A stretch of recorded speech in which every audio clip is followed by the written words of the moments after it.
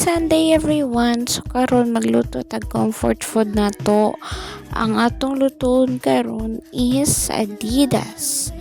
Kabalo mo sa Adidas kanang tail sa manok ba nadubuhon kana siya.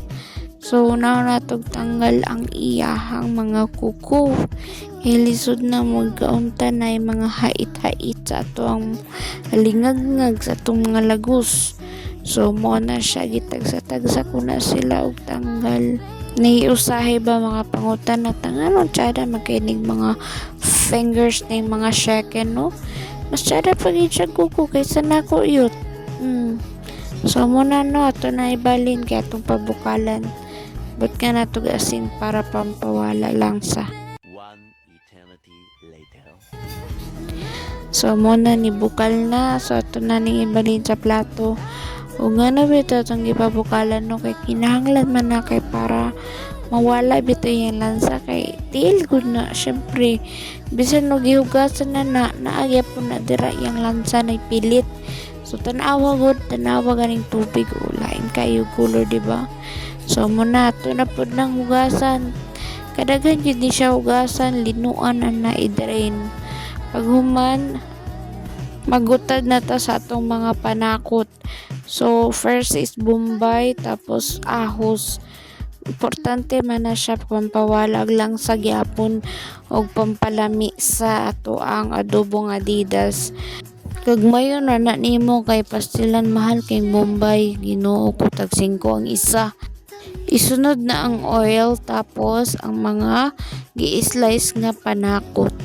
So giapila na nato nagsili para halang-halang gamay.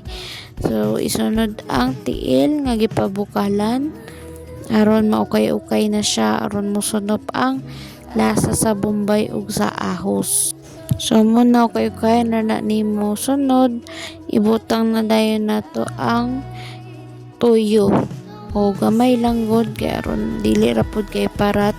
Sunod dayon sa oyster. O mo na siya gamay lang yapon.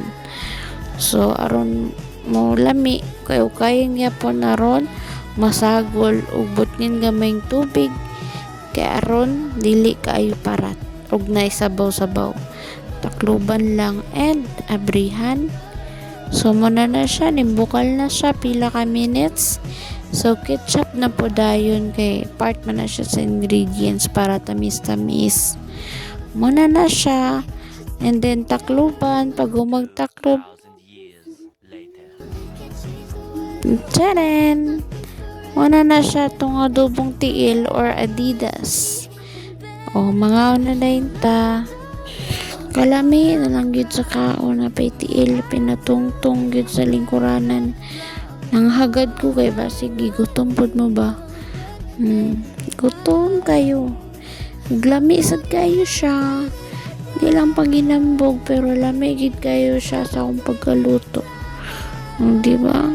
Feel na feel kinako akong hungit. Mga unta guys. O hukad mo diha.